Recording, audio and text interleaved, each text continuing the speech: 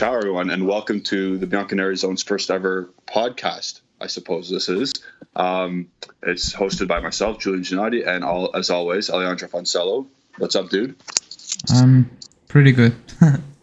So what we want to do in this particular show is we want to do just a video without any interruptions or we get lost or whatever. We just want to go. We asked fans what they wanted to know, and basically we're going to go over a tactical board which shows our most recent game. Well, today it's the most recent game because it was so bad yesterday that we're going to go over a lot of mistakes, but usually it'll be over the whole course of the week or 2 weeks, a couple of weeks, depending on what we see is trending in a good way, bad way. And we're going to have a tactical board to display our thoughts on it. Ale's obviously gotten these pictures, nice little drawings on them. Perfect. Good work from him.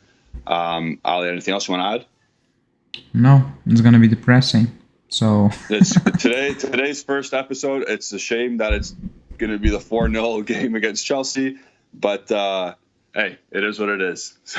Yeah. So with that, in our first ever podcast, welcome everyone. Thank you for listening and tuning in.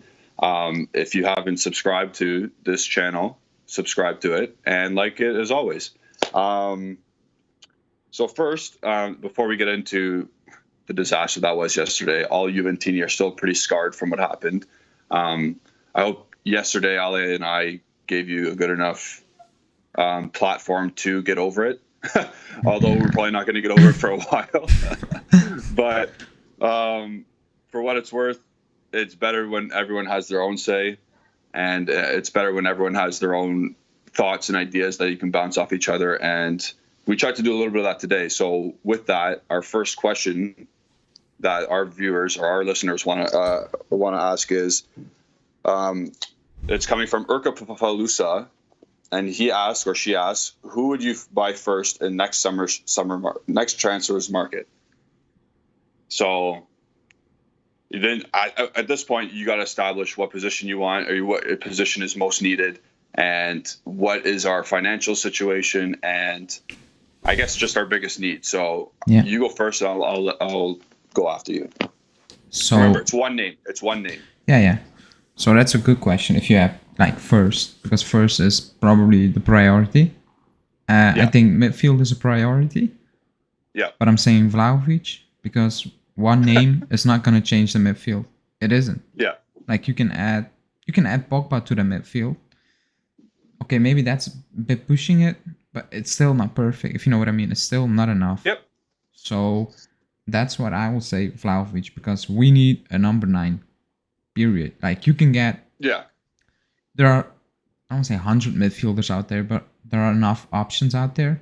There are not many number 9 options. Like he's the option.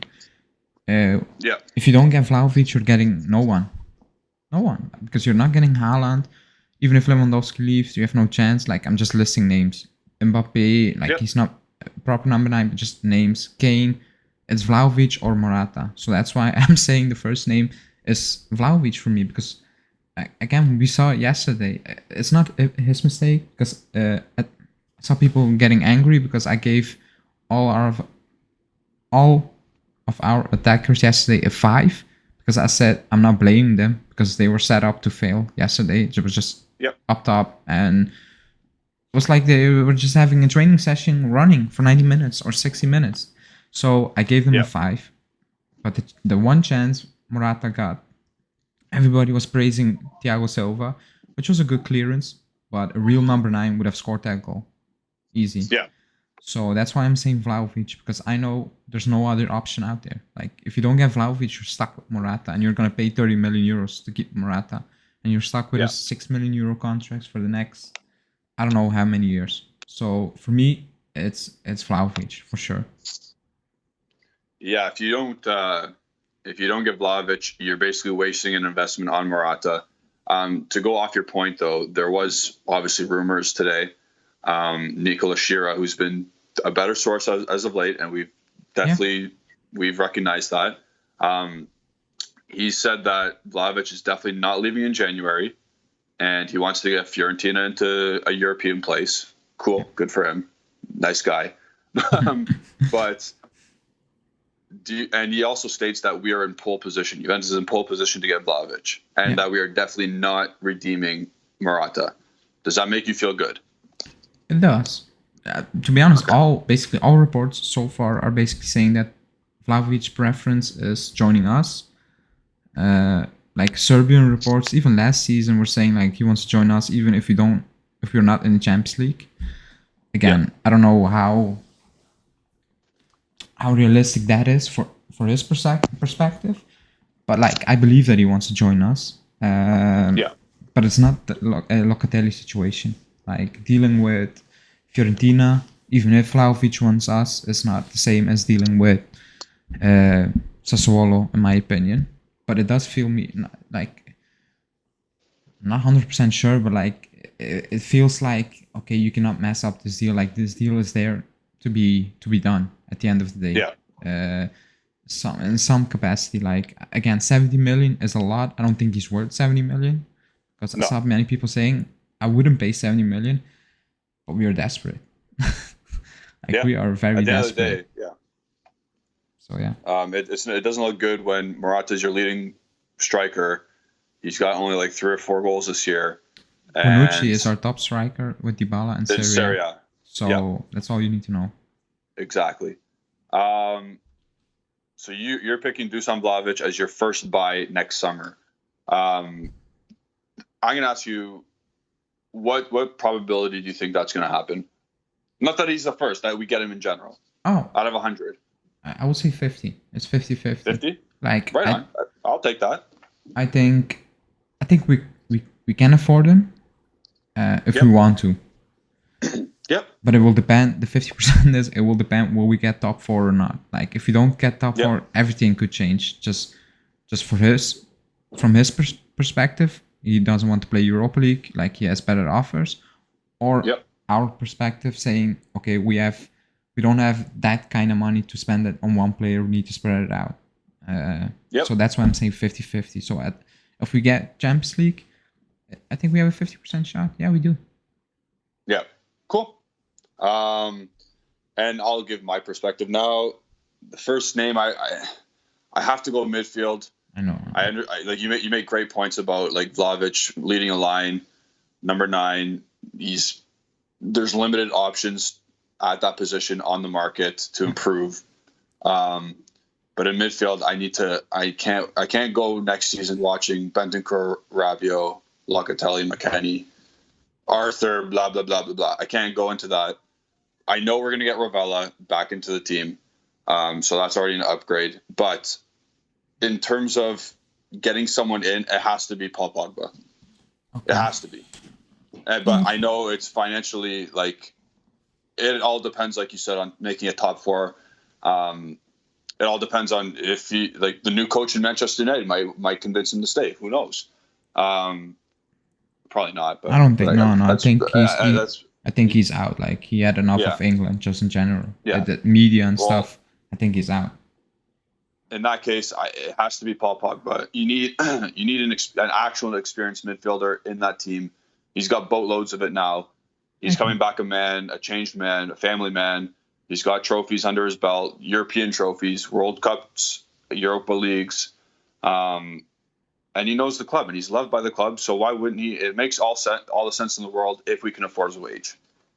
Yeah, I agree. But these are all if, ands, or buts. Yeah, I agree. So I'm just thinking like if you don't get Pogba, you have I'm not saying we have a big, but like you have Sakaria, you have Tchouameni, like Ravella comes back. There's definitely a lot of options. But if you don't get Vlahovic, who are you gonna get? Yeah, exactly. So that's why I said the first one is for me. Yeah, it's a must. Like you need a proper number 9 for the coming years. He's not the number 9. No, he's gonna win you things. Like he's not. Period. So yeah. Basically, this question illustrates the lack of talent we have. That's what it's doing right now. Because you can literally say anything right now, and it'll be like, yeah, that makes sense. Yeah, that makes you can just go on and on. Oh, we need a right back. Yeah, that makes sense. Aging right backs. You need a center back. Yeah, we only got really one stud.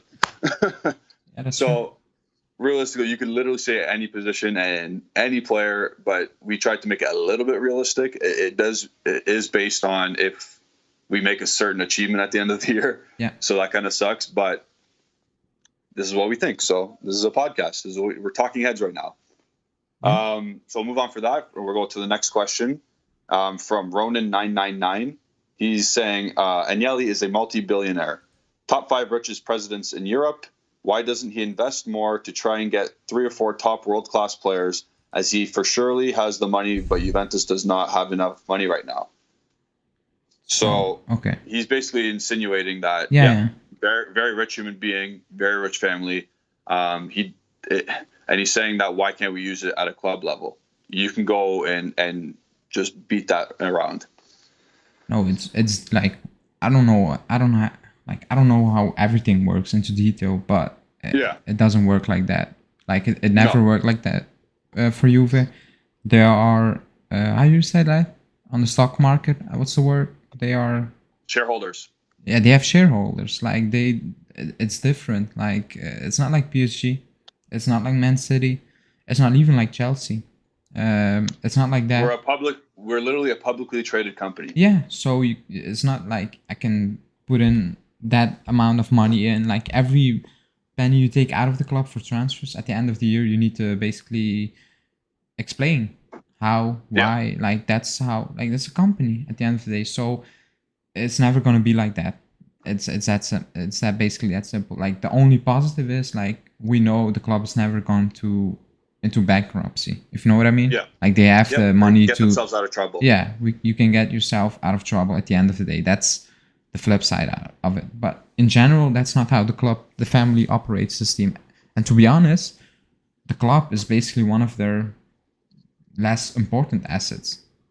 If you look at what they own, it's just basically, I don't want to say, it's a hobby. It's becoming more serious because football has changed. But at the start, it was just a hobby. When you're rich, you can have a club as a hobby. But now it's a company now. Basically, it's a company. Like football changed, and like many of us don't like how we're being operated. Like we have seen it today. Like the way they communicate with the fans, they're not in touch with the fans at the moment. They lost it, to be honest. Like they don't like just read the room. Like what they did today was it's embarrassing. It doesn't make sense. We just got banged 4-0, and they put out a tweet today saying, "Oh, look at me and Dybala with the Israeli president." Like you know what's going to happen, right? Or like someone at the club, like even Agnelli, like he's not a stupid guy. Like it doesn't make sense. Like I don't want to get into it because like you need to keep politics out of football. Yeah. Like we watch football to get away from reality at the end of the day. Like the more 100%. like the 90 minutes you watch a game, you're just thinking about the game and nothing else. You're not thinking about schoolwork or work in general and stuff like that. Everything is gone. It's just football. And when you bring politics in there, like it doesn't make sense to me. I hate it when they do it. But just in general, like today, or for the people who's are gonna watch the podcast tomorrow, what they did, like they're not in touch with the club, with the fans at the moment. So yeah, that's my answer. It's quite a bit of a drop off, especially when the club mentality is a family mentality. It's just so far away. We're just so far away from what's going on at the club, and there's other questions that are very ingrained into this subject as well, and we will get to them after. But it's the good questions today that were put in for our first ever podcast. You are listening to our first ever podcast, whoever's listening now. So thank you for doing that. But now we're going to move on to our tactical board.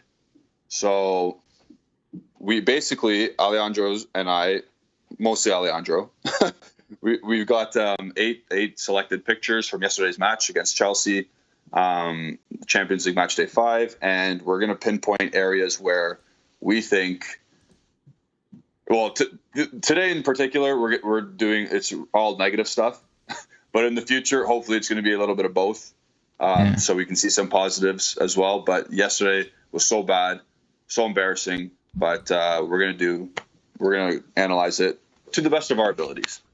Yeah. So the first picture is, I'm pretty sure this is it's Cuadrado, basically a 3-on-3 situation here. Top of the right-hand side of the box, if we're looking towards the Chelsea goal, it looks like Tony Rudiger is out of position. Thiago Silva shifted over. And who's that on the far side? Yeah, Chalobah is behind Morata. And right now we're illustrating Morata's lack of, I guess, attacking awareness. So it didn't make sense. Like, even if you play the video, because if you can see the pic, he's running away. I get what he's doing. He's dragging Rudiger away so Chiesa can cut inside, because that's what's going to happen. Yeah. But when Cuadrado picked up the ball, at that moment in time, like, he was immediately running away. Like, but there was so much, like you can see, there's so much space. Like, if you're number 9, the first thing you have in mind is, I'm gonna run towards goal. Like, I'm gonna do that. He's running away. Like, look what he's doing. And when you speed up the video, he ends up like way behind the second post, like not even close to scoring or in a good position. Yeah. Just look at this picture. Like, if you just look at the picture, I know it's a frame, but even if you play the video, like, is that the movement of a real number 9? It isn't. Like, look the space Cuadrado had. Because Cuadrado needs to wait at that point, because Morata's running away. So Cuadrado is basically a bit confused. If you watch a video, like, if you just play the video, he doesn't know what to do really, and he pulls back. And I think Jorginho just intercepts the ball, because it's not an easy pass to make at the end, because Chiesa's coming from very far at that point. Yeah. Like, just ideally, if you want to make the correct run, and Morata wants to do it, he wants to open up space for Chiesa. If the ideal run is running across the shoulder of Thiago Silva, like cutting in deeper, because that allows that Chalobah is going to chase him in that case, right? So that opens up all the acres of space for Chiesa to run in, because he's beaten that guy. Who's that? I think it's is that Reece James? Yeah, he's beating Reece James. Yeah. So if Morata was confident in his running ability and making runs, and he was confident to even want the ball, he'd be running front post and then across Thiago Silva's shoulder. Yeah, true. He's not that guy right now.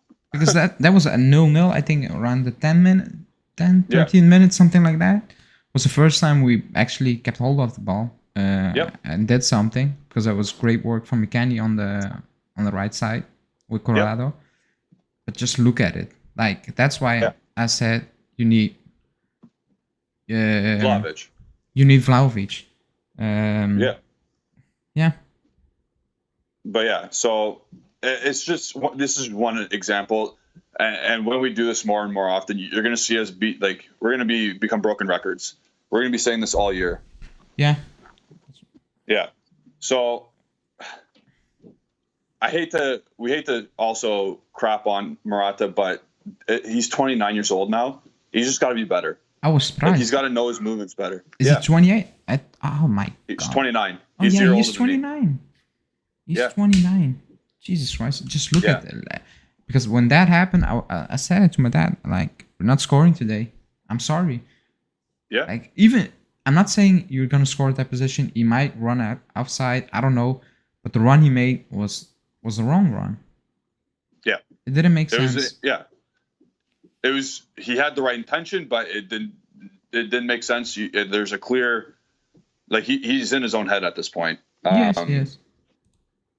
We'll see if it can, or if it gets better. It has to get better. It literally can't get any worse. You never know. At this point. You never know. That's also true. But when you don't score in all these games, and you're not even setting up people, and you can't even make the correct runs, I don't expect much of Morata anymore at this point, until he proves otherwise. So now we're going to go to our next little clip, or tactical visual board. Yeah, basically that was, I could have clipped this picture like 20 times. Yeah. And you would see the same thing. Reece James just had time to basically hold a picnic. All the space in the world. Like, there was, even in the first half, I didn't use that picture. Sandro was, so in the first half, he was hugging the leg basically, and Bonucci, and Reece James. Like, I could have had an assist or a goal in that game. The space he got and the time on the ball is crazy. Just look at this. Like, look at this. It's schoolboy stuff. It's schoolboy stuff. You got as a left back. I used to play left back at a decently high level in college, and you know what? I trusted my center. Like, you're supposed to have a little bit of a trust factor, and when that ball came over, I know DeLitt didn't really clear the ball correctly, but if Sandro had just held his position, there's no way we're getting scored on there. No, I don't know why why is Sandro coming to the, like, there's no reason to do that. No, but like 2 seconds before this, Chiesa, he looked behind him, he saw Reece James, and he said, nah, not doing this today. That's fair. And like, if he just closed down the space, just take 2 steps back or make that run, Reece James is not scoring. Yeah. At best, he can get a corner out of it.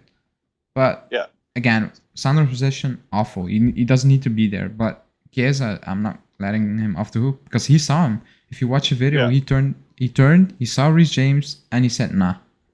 Yeah, that's exactly right. So, yeah. That is a pretty, like, it's schoolboy stuff at the end of the day. And also, like, those mental errors that Allegri was talking about, if you don't make these mental errors, you don't get scored on. Well, like, yeah, no shit. Like, of course it's not going to happen. But it happened so many times yesterday. And in our preview show, I did mention that the wingbacks would probably come to haunt us. And unfortunately, this time it did. But in the most embarrassing way, because that was embarrassing. Like, look at the space. I was expecting, I was just expecting someone to come in back post and get a header. Now I have a cigarette and a coffee and then smash the ball in. Yeah. So this one's pretty obvious. Like, this needs to improve right away. It's not good enough. So we'll move on to the third clip. This pisses me off even more because just look at Chiesa's position. Because that's 10 seconds before the third goal. Yeah, how do you like, how do you not the ball's win? at your feet. Yeah. he if you slow down the play, he goes for the ball, but like when there's time to make contact, like he wusses out. He wusses out. Yeah, he said, I'm playing it safe today. Yeah. And he loses the ball. And it was all game, not Chiesa. Like, the intensity Chelsea had compared to our intensity, the difference was unbelievable. Like, unbelievable. Like you had mentioned countless times, how many duels did we actually win? Or do we actually remember? No. And I was like, I can't at the top of my head tell you how many we won or recall even one. I recall a couple of Locatelli ones, but you expect that from him. But in this particular case, like, Chiesa, buddy, like, you wussed out of a tackle in a Champions League game against Chelsea. He did. Like, I get it if you don't want to hurt yourself against Spezia. Even still, like, you shouldn't be. You're paid professional footballer. Like, get stuck in. But I don't know, man. And then, not to mention what happens after this is equally disgusting. This is bad. This is bad. Yeah. This is nothing to do with football. This with desire, basically. In a game, you're struggling.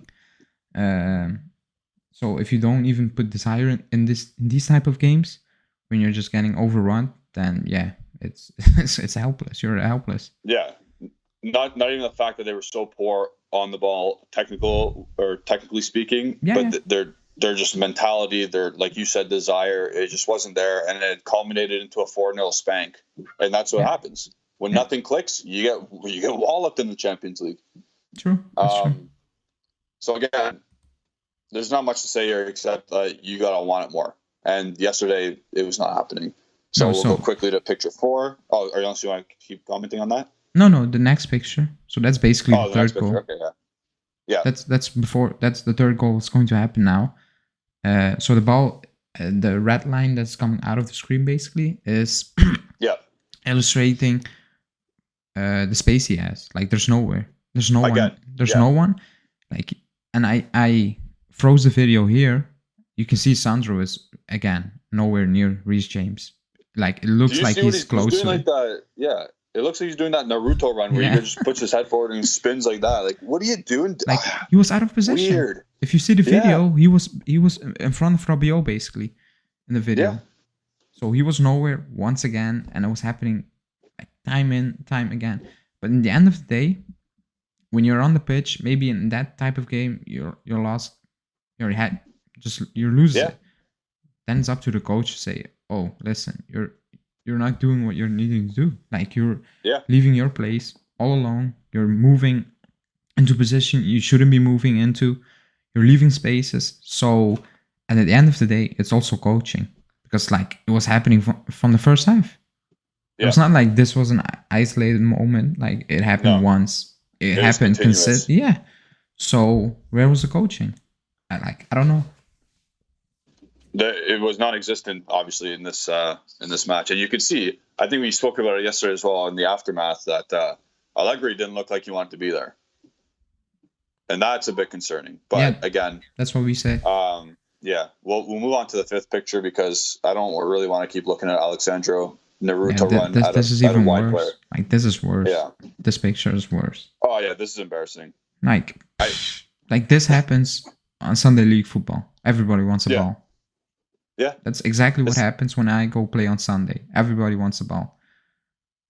If you see, look at the red lines. Look at the red lines. Alejandro's depicted here, and they're all literally everyone's eyes are on the ball. No one's going for the ball. They're watching Ruben Loftus-Cheek of all players dribble through your box. Yeah, Ruben Loftus-Cheek, their sixth midfielder. He just ran right through Dalit, Locatelli.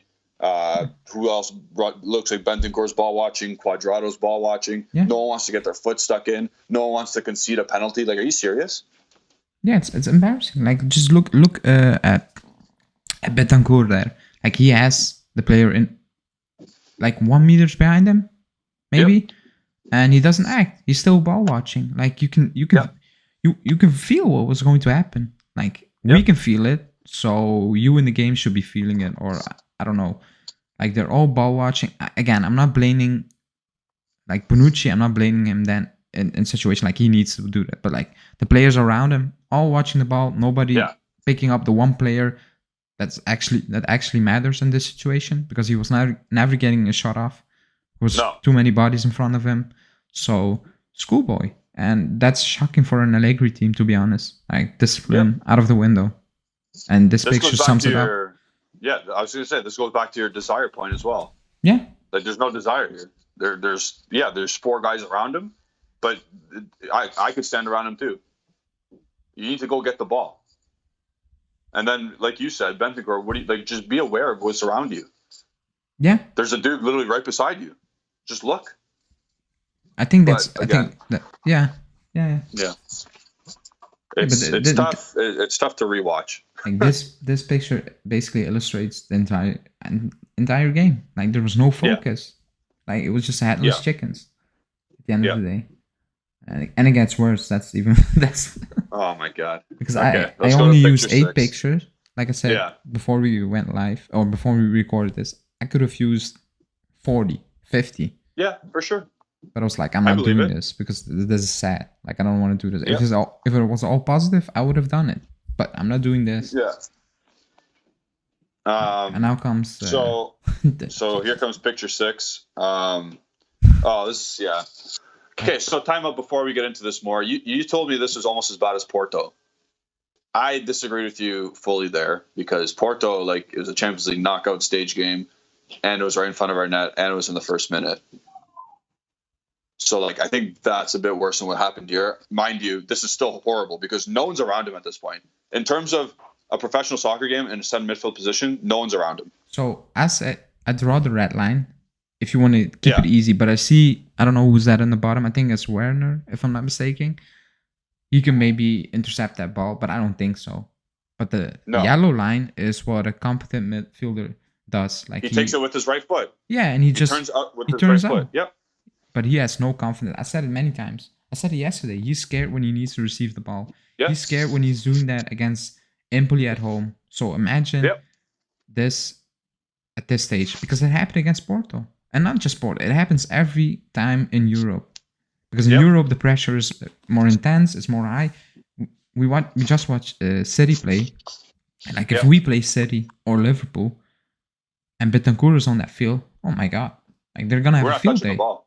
They're gonna have a field day every moment or every time Bentancur is in a position to receive the ball, he's gonna lose it because he's scared. Yep. Look, how can you? And at the end of the video, he blocked the shot. So that's also Betancourt. That's also Betancourt. Yeah. So that's very Betancourt. But like, how can you lose the ball in that position? And he loses to the ball. He loses the ball to the player coming up, from the top. I don't know who that was. Yeah, behind him, right? That's Pulisic. Maybe, yeah. So that's like, jeez, no awareness. Like, no, he has no awareness. The number one rule when you're playing center midfield, you gotta sneak. You gotta look around. You gotta check your shoulder. You gotta do a shoulder check. Yeah. Anytime you're picking up the ball in the middle, this guy has no clue at the moment. Well, not at the moment. For the past couple of years, he's got no clue. He's got no clue how to receive a ball in the middle of a professional soccer game. It's sad. It's sad because we still play him and he's still employed. It's embarrassing. It's embarrassing. At the end of the day, it's embarrassing because it happens time again. Like every game, the more pressure on the game, and in terms of we're playing a team that presses us or that's very good technically, in midfield, he struggles. Yes. Like crazy. And he's done that multiple times yesterday, but this one was just the worst one. Like look at the space he has. How can you lose the ball? Like, come on. Yeah. Why do you need 6 and 7 touches when you can just play one touch turn and then play it out? Yeah. Yeah. That's all you need to do. Like just Jesus, no, never mind. Like it pisses me off if I watch the video because like if you play at this level, it shouldn't happen. No, it definitely shouldn't happen. So we'll move on to picture 7, and this one's actually kind of funny in a sad way. Like no organization. So Hakim Ziyech has the ball, and the right back is further forward than Hakim Ziyech, while the two center midfielders, one's playing right midfield. That's another thing in its own way. They're tracking back, and the ball's going behind Quadra. Like, it's funny. This is funny. This is pretty funny. Horrible, but it's funny. Yeah, up top is McKennie. Like he needs to recuperate that. But like that was happening the entirety of the game. So as I understand what Allegri tried, like he basically dropped McKennie back, and he was playing in between Cuadrado and De Ligt at times. That's what he was doing. Yeah. But if you're McKennie and you see Cuadrado pressing, you need to take that spot. Like you need to fill in for him, and he was not doing that the entirety of the game. And like this picture shows that he was just too late. Like he was not in the game at that moment in time. Yeah, because he's nowhere. He's nowhere to be seen. And again, at the end, the leg blocks the shot in the box because McKennie was nowhere near that. Just look at it. You can see Rabiot pressing also too late. Yeah. Yeah, look, that's the furthest forward I've ever seen Locatelli in a while.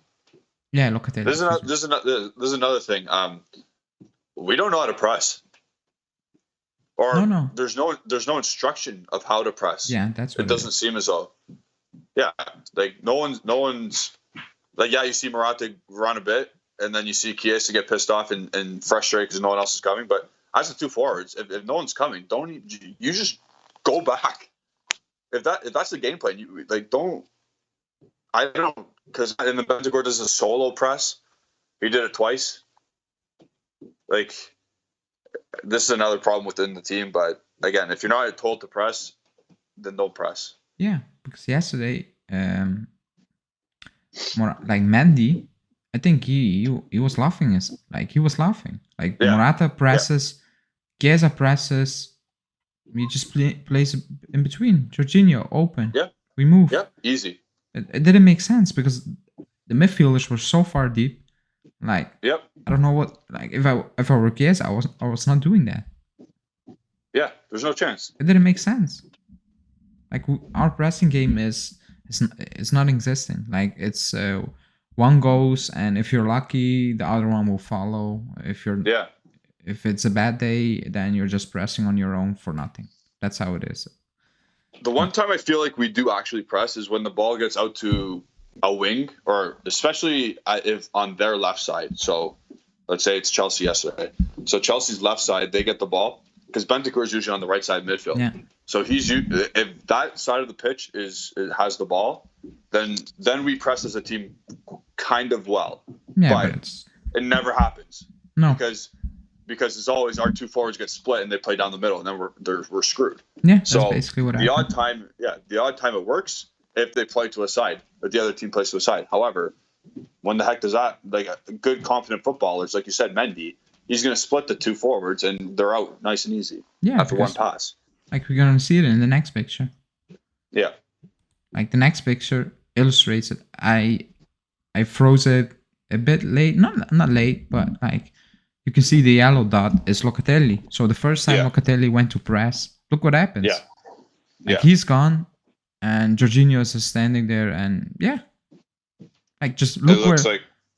Rabiot's done. Bentancur's done. I don't know where Bentancur is, to be honest.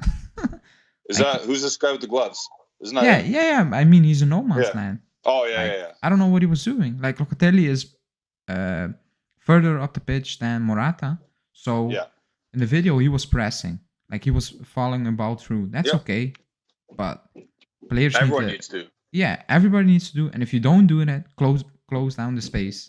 Yeah. Like nothing happens. None of the two options. So nobody goes and helps Locatelli press, and nobody closes down space. So they just keep walking or running without making any adjustment. Just look at the space.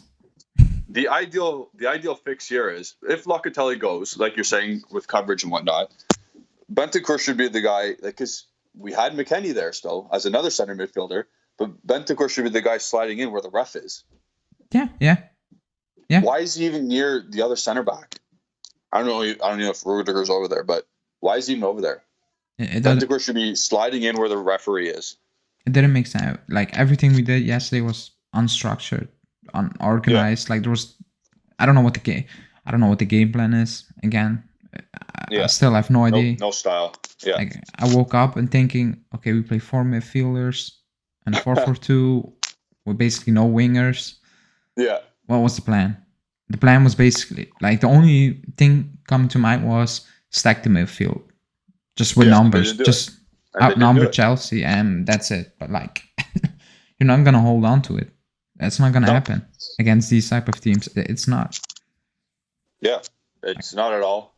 It's never gonna happen against especially technical players when we have no technical players. That's my point. Like the Bentancur one illustrated that. Like he loses the ball in that situation, then you're screwed. Yeah, it's not good enough. So those are just 8 pictures depicting our horror show yesterday. I hope you like our first use of the tactical board. It'll come back in our next podcast. We're going to go on to a couple more questions that our great fans asked us. And this one's coming from Elusive UCL. I like his little handle there. He says, when will Allegri be sacked, do you think? After a trophyless season or a disaster like Barcelona versus Bayern? Or not qualifying for the Champions League? Or after the second season? And who's the most suitable manager for Juventus post-Allegri? So this guy's already talking post-Allegri. Yeah, so I'm not going to answer the last part because... We won't know for 3 or more years. Yeah, okay, that's the answer of the first part. Like, he's not getting sacked. He isn't. Yeah. Like, unless... he's gonna finish 15 or something crazy. He's not going to get sacked. Like he signed a 4-year deal. Agnelli chose him. He chose him. He said he's coming back. They, according to them, they have a new project.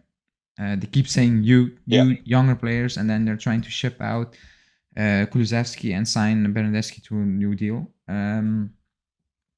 So that's apparently the project. I think the project is younger players with sell-on value, so we can go back to 2011 and get the best out of players, sell them, and move on. Which I think is a good way to go, to be honest. But like we are in such a bad situation that every decision you now make, like usually, let's say you buy 5 players. If 1 or 2 don't work out, you're like, okay, 3 out of 5, that's fine. But at this moment in time, every player you're gonna buy, they need to work out. Like there's no room for error. There isn't. So the next player that's coming in needs to work out. It needs to click immediately. So the pressure on those players is gonna be immense. It's gonna be immense, No, and also on the club. Yep. Cool. Yeah. So elusive UCL did ask many questions that turned into one loaded question. I think, like you said, he's here for another 4 years. It's quite obvious. The salary he's on, you can't just fire him in Juventus's current economic climate. It's tough. Again, I'm not going to speculate on a new coach. Like let's be real. Allegri. Like he's not a scrub. Like he needs to be able to turn this around. Yeah. Like he's good enough. He's that good. So that's why it's frustrating at the moment. I know we don't have a good squad, but we are underperforming even. Yeah. And that's a frustrating part because I'm surprised. Like that's not Allegri. I'm not gonna lie. That's not even in the last season when we lost against Ajax, and we were like he was getting the results we needed to get. Again, we had a better squad back then. I agree, but the squad we have is not a reflection of our season so far. It should be better. Yeah. Again, we did well and we qualified within 4 games. Like that never happened. I think that's the first time in a very long time. Credit. He beat Chelsea at home. Again, if we lost yesterday 2-0, I would say they're the better team. It's a fact. Yeah. But the way we lost is shocking. So that's why all the pressure has built up. Like if you would have lost 2-0, like with a goal, the first goal in the 30th minute and the last goal in the 80th minute, you would say, and you would have put up a fight, created something, everybody would say, it is what it is. Like we made it out of the group either way. They're the better team. Let's face it. Then yesterday's answers would have been acceptable if it was 2-0. Yeah, and then the pressure and all the commotion today wouldn't be the same. Yeah. It would have been papering over the cracks. That's a different subject. But now the pressure is immense. Also, the post-game comments from the players, Bar Chesney and Allegri, made it even worse. Yeah. Like it just putting oil on the fire. Like it made it worse. Yeah. The impression you got was, we don't care about this. Like nothing happened. So it's crazy. It's crazy to think these players at this stature don't care that they just lost 4-0 in front of the world. Yeah, it's like on the biggest stage. Yeah, it's not like it's Serie A, in England. Yeah. Nobody watches. Let's be real. Or nobody watches. You know what I mean? Like, this is the biggest stage against European champions, and you got embarrassed, slapped around. Yeah. So we'll go on to the next question from Sanka Nad. They say, how can we incorporate our young stars in our system? Is this the right situation to give them chances where every game is important for us? What if they won't be able to perform in a single match? Will they get any second chances? That's basically what we all said. Yeah. That's why this is why we don't want Rovella to come in January. Even the winter yesterday, I texted in the group chat. I was like, don't do it. Like, don't do that.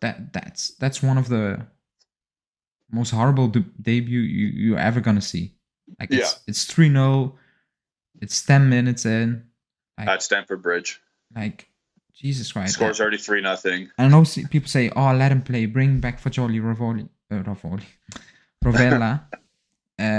But at the moment, we are kind of a dumpster fire. Like, if you're gonna throw those players in, we all accept immediate change. Let's be real. Yep. Impact.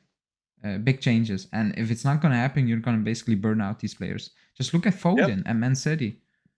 He wasn't a starter. Like, he played a few minutes. Over the course of the 3 seasons, he was batted in. That's what we need to do. Not just throw them in front of the Lions, like play 3-4 youngsters and say, here, drag us to top 4. That's not going to work. I'm sorry. Yeah, Rovella start against Chelsea and do everything better than Bentancur. Yeah, maybe. Like, he probably would, but he probably would. Yeah. But I'm not saying Rovella isn't a starter for us. I think he can start easily. Yeah. But I saw people saying bringing Fajoli and the winter. Like, it's not going to work. Like, no. The pressure, everything. Maybe you get a spark in the first game or something. But in the long term, what we need to do is embed players. game by game. That's the biggest issue I have. Yeah. Like the winter, he needs to be in the squad now because we don't have against Atalanta. He can play the last 30 minutes. He can play next game. I don't know who we're playing. Bologna away. Yeah, I think so. 40 minutes or 20 minutes. The next game at home against Venezia, you can start. You know what I mean? Just ease him in, and then you can see at the end of the season, we don't need a left back or a right back. Excuse me. We can use him. Like I trust him. Even he can play. He can cover center back if needed. Yeah. In the worst case scenario. And that's a utility player. And then you can build on it. And then next season, if he doesn't kick on, you can make a decision. Maybe go on loan or something like that. But that's the biggest problem we have. We are not embedding players with a few minutes here and there. The only minutes they get is in the Coppa Italia when we are 4-0 up. And even that this season, it's not going to happen. No. So... this is another question this is something I brought up, I think, a couple days ago, maybe yesterday. It was definitely yesterday. Allegri was brought in to this project for 4 years. The management has gone a youth mentality with youth, right? Mm-hmm. Bring in youth players. Yeah. That screams almost polar opposites to me. It is. Because Allegri does not develop youth players. Yeah. So at this point, how are they on the same page? I don't think so. Because if you hear the rumors that he wants Witsel, I get why he wants Witsel. I'm not knocking in on wanting Witsel, but like I don't think they're quite on the same page. I think youngsters, they have a different view on youngsters. I think youngster for Allegri is 26 and youngster for the club is 2021. I think. So I mean they're gonna need to figure it out. This all goes back to because who really signed Allegri? Yeah, it's Agnelli. It was definitely Agnelli. It is Agnelli, and everybody needs to work with it. Yeah, Arriva Bene does the finance part. Carabini does the actual scouting, like not scouting, but you know what I mean. He goes out and tries to sign these players, and then Nedved's just there for the vibes at this point. Everyone's got to be on the same. There's too many. I think there's too many people in charge. In quotation, I'm saying in charge. Yeah. That's how Italian clubs operate, basically. Exactly. So and it's ridiculous. It worked with Morata, but when Paratici was just doing the scouting, he's one of the best. He is. Yeah. And Morata was just figuring out the numbers, making the deals happen. That's it. But again, I said at that time we struck gold, and that's what you tweeted out, like doing the smart deals. We don't do that, like Vidal, Pirlo, Pogba, like everything worked out. Let's be real. Like, it's not happening every time. It isn't. Nothing's falling into our lap anymore. Yeah, it isn't. So you're gonna be very, like I said, you need to be very shrewd, and every deal you're gonna make now needs to bang. It needs to bang. Yep. Because we need so much. You cannot bring in 3 players and only one works out. Then there's no progress for us. If you're gonna buy 4 players, they all 4 are gonna need to work out at this moment in time. In some capacity. Yeah, at some I mean, not play out of the skin, but just be a good improvement on what we have. Exactly. You cannot have 4 players and at the end of the season say, they were just okay. Then again, we're just a square. Like we're not moving forward. Yeah. But yeah. Let's move on. Next question. Yeah, this is leading into the next question. Oh, that's a funny one. So this is from Black and White 21. What do you think Allegri did during his 2-year break? Any answer is acceptable. I would say he didn't change his style of play, of thinking. Like I think it got more, even more. How do you want to say it? More safe, basically. Yeah. More anti-progressive. Because I watched.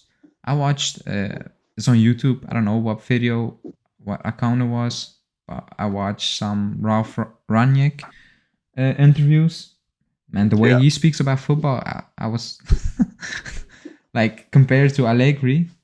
Yeah. Like the philosophies of both just miles apart. Like not even close, just different universes. Again, I'm not saying one is right, one is wrong.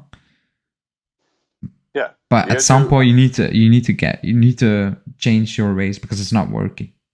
Yeah. You got sacked for a 100%. Reason. Yeah. There was a singular reason why Allegri was sacked. It's because he did not do the style of football that suited the team at the time. And clearly at this point, it's starting to, it seems like it's happening still. Yeah. Like this Catenaccio, it worked 5 or 6 years ago, whenever it happened. But he didn't even do that 5 or 6 years ago. Just in general, Catenaccio used to work. But now, in Europe especially, you gotta go out and play. Yeah, true. You just gotta go out and play. Yes, it happened first leg against Chelsea, or not first leg. Match day 2 against Chelsea, it worked. It did work, and everyone lauded him for the first part, or after the first game they played. But yesterday, it bit him in the butt. Yeah. And it could have easily happened on match day 2, except we were just more focused that day. Yeah.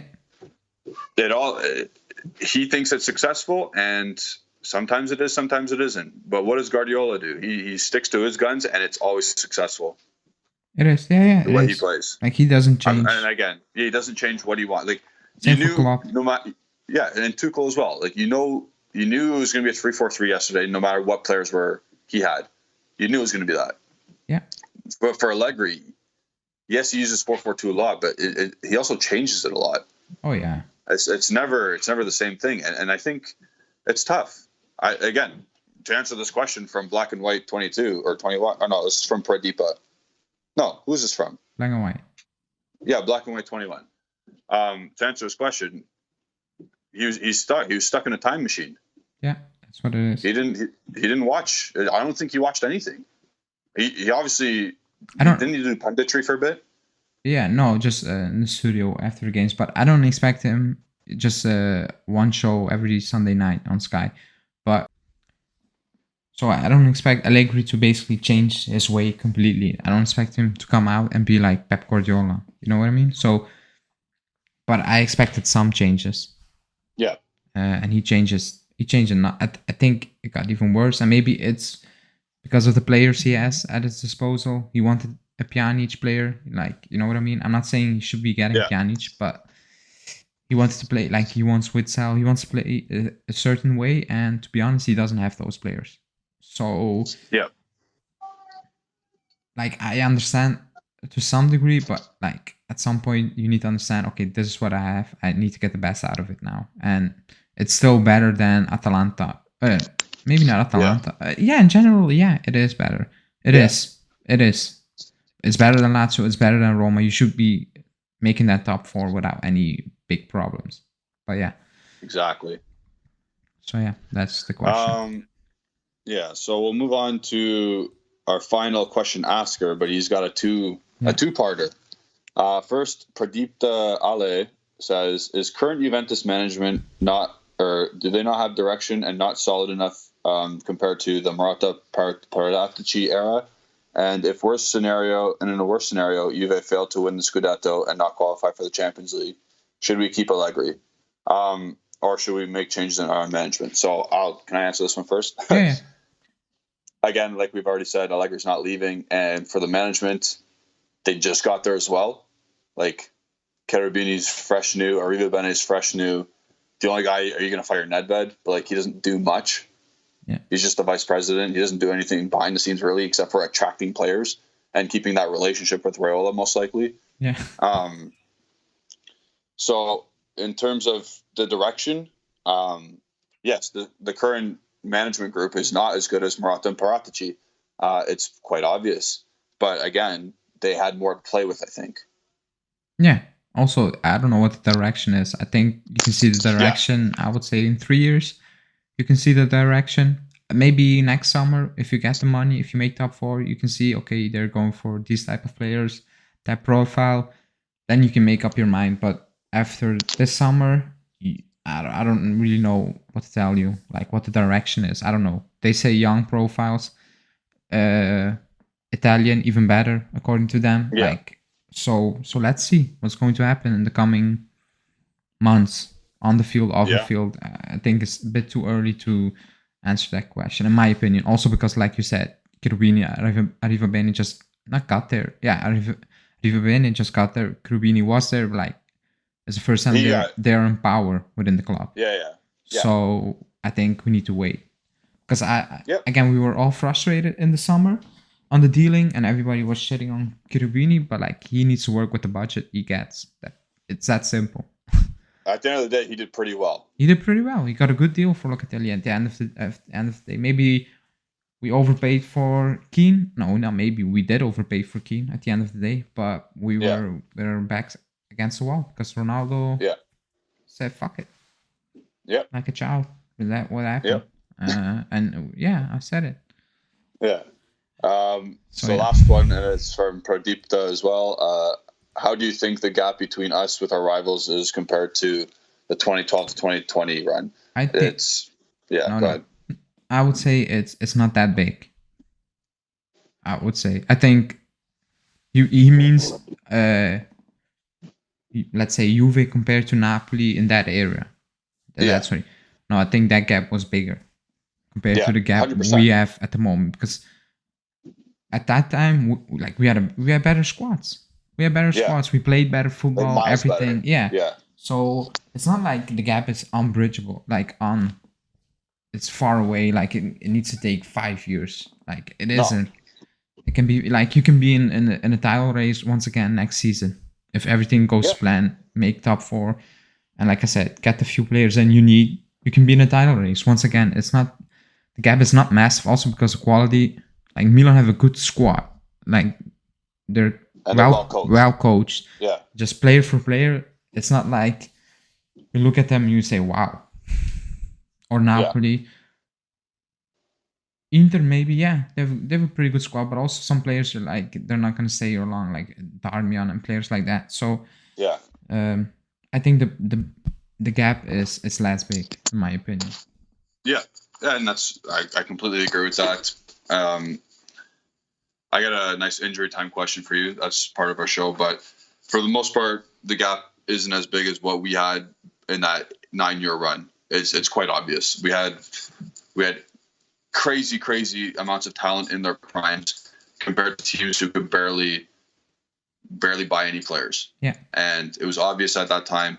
And since we've declined, those teams still haven't been able to spend as much, but the quality of their squads has just reached ours, and probably a little bit better because we're funneling players out, or we can't sell the deadwood. True. So I think we've reached it at that stage. That's true.